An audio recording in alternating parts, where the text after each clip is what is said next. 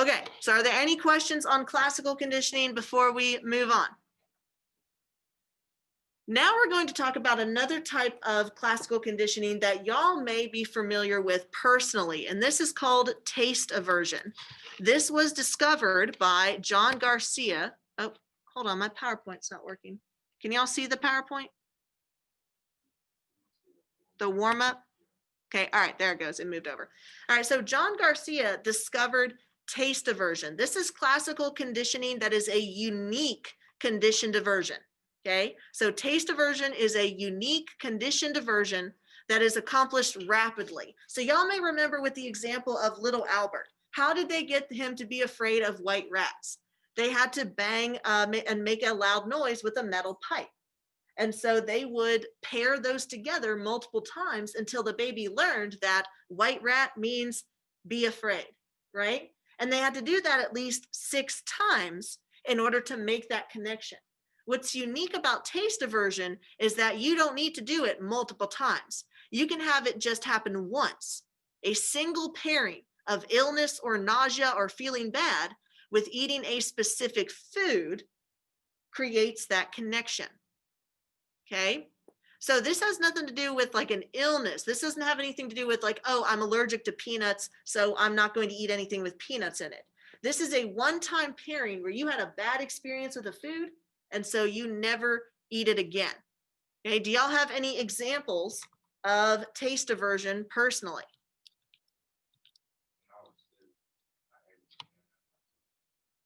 All right, so those of you who are virtual, you may not have heard that.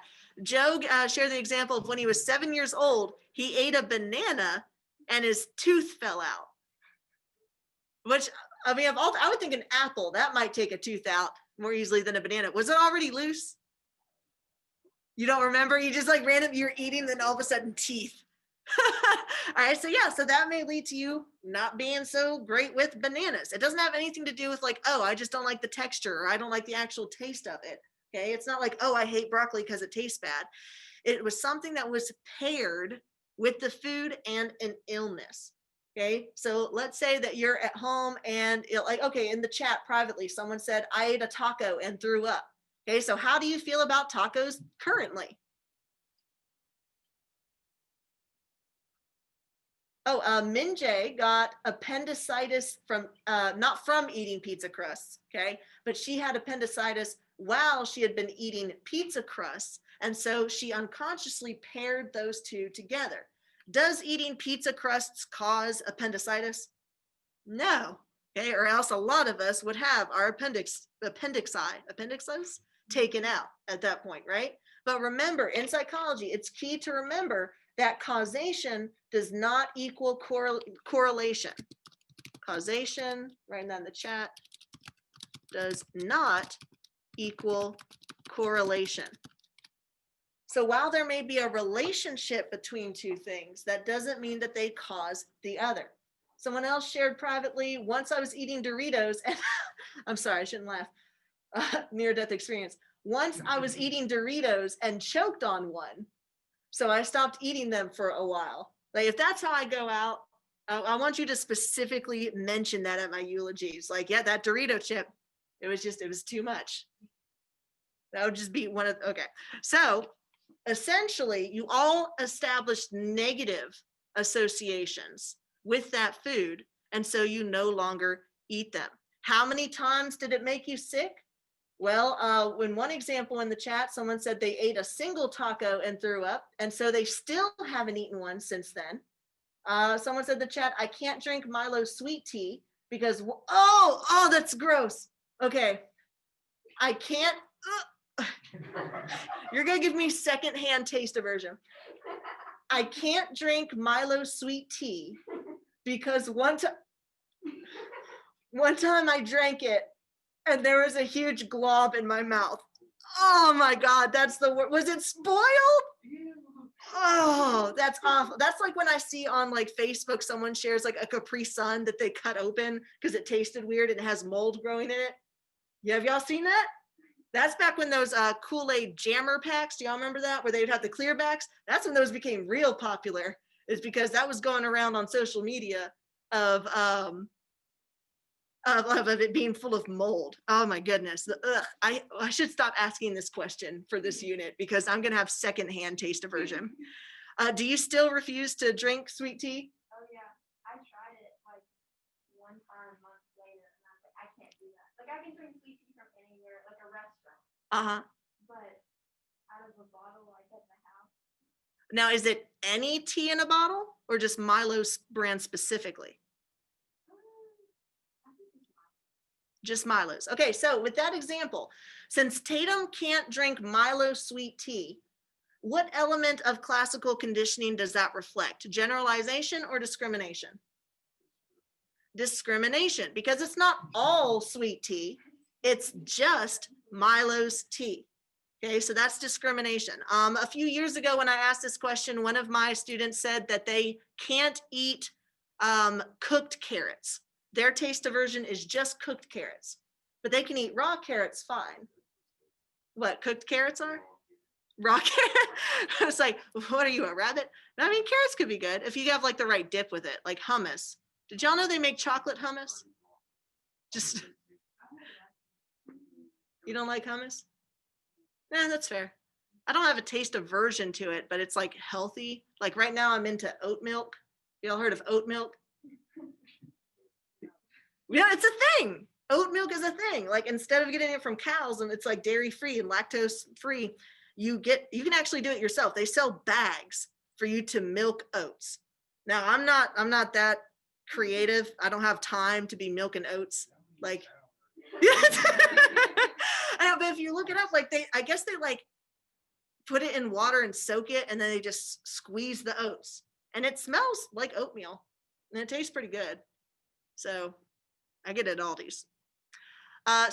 Many of you commented that it made you sick only one time, and that you still refuse to eat it even after that one time. But if you are going to extinguish that classically conditioned association, in order to extinguish that taste aversion, what might you have to do?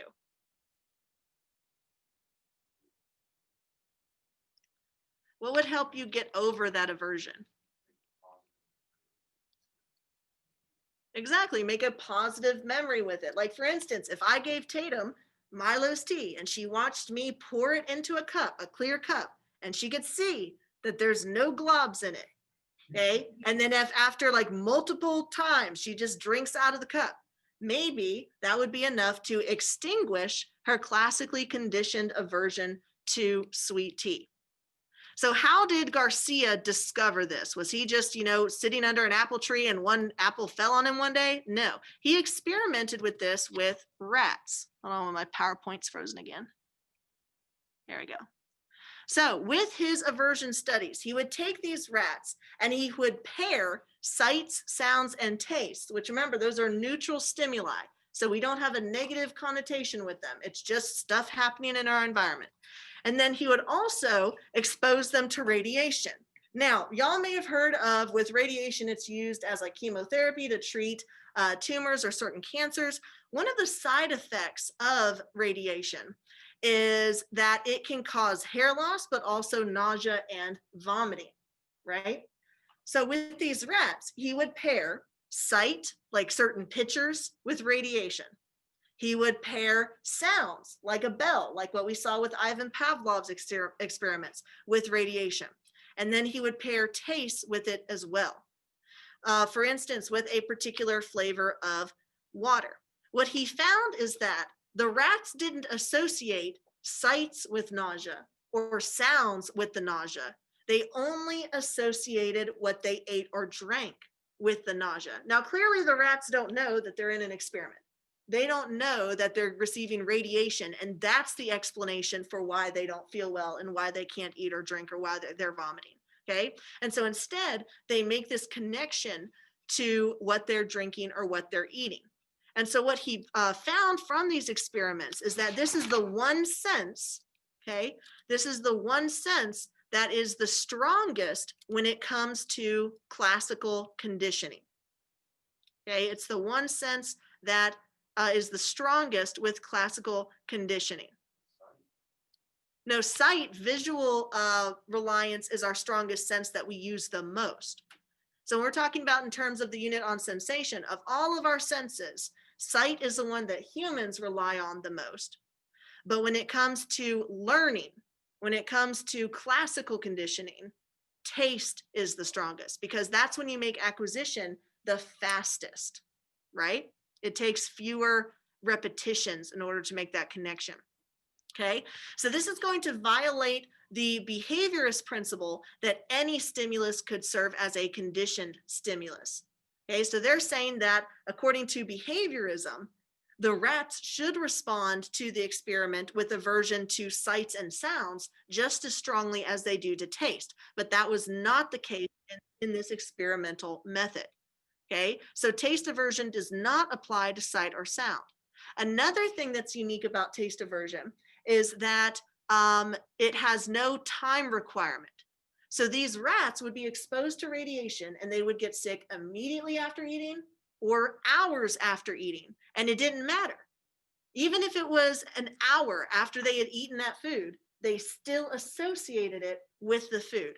How many of y'all have ever had that where you're all of a sudden, you're not feeling too good and you think back, oh man, what did I eat for breakfast this morning?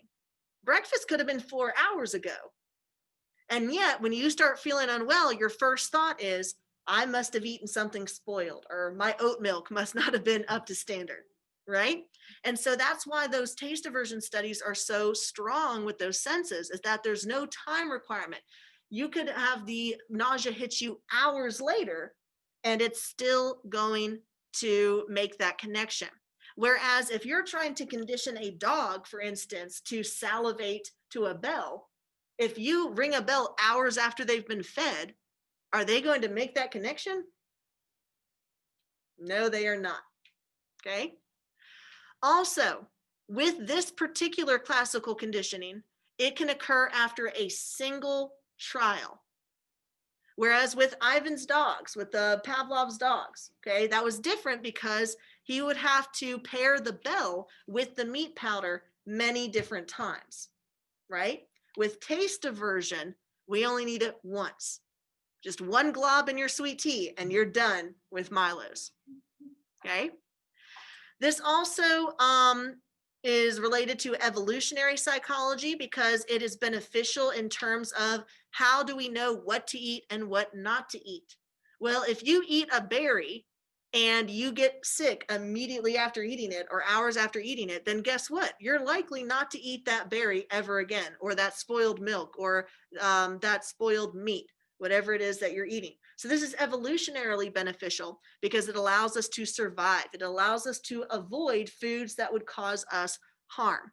Even if it wouldn't kill us outright, dehydration from vomiting and diarrhea will kill you just as bad as anything else. And then lastly, 3, there is an exception to contiguity. Okay, y'all remember that when we talked about contiguity, it was in the context of Pavlov's dogs, and it was in the context of you need to ring the bell as close as possible to the time you feed them. With taste aversion, that doesn't apply.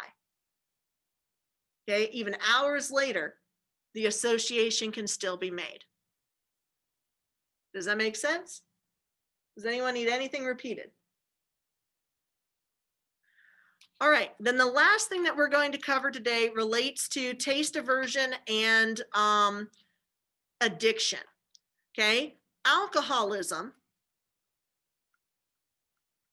is an addiction. And one of the ways that they treat alcoholism is through taste aversion. Y'all may have heard of AA, where it's Alcoholics Anonymous, and you go and you do therapy to try to get over addiction to alcohol. But another treatment that they have for this particular addiction is called antabuse.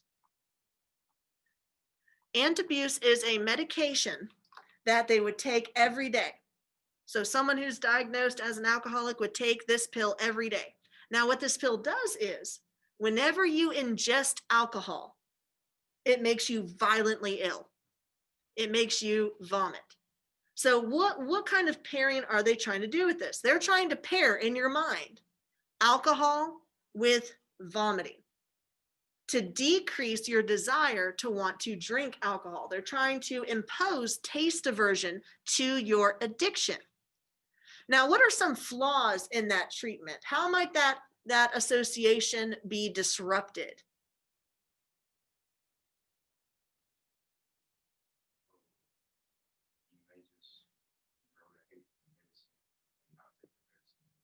Exactly right. Joe said you might learn to hate the medicine and then just stop taking it because you know logically it's not the alcohol making you sick, it's the medicine making you sick. Now with rats, that didn't occur because did the rats know that they're receiving radiation? No. Okay, so for this to work, you would have to violate HIPAA laws. You'd have to violate the what do you call it when you have to make sure informed consent of the person being treated, because you would have to give them this medication without telling them that it makes them sick when they drink alcohol. Because otherwise, if they know that the medication is making them sick instead of the drinking the alcohol, then their easy way they could get around that is just not taking the medicine. Does that make sense? All right. Well, then we have finished the first half of Unit 4. I think that we've gotten pretty far already with this lecture so far relating to 6th period. So I want to make sure that 6th period is along the same timeline as y'all. So I'm going to go ahead and end it at this PowerPoint. But then when we return next week, which remember we're all virtual, we're going to move from classical conditioning into operant conditioning.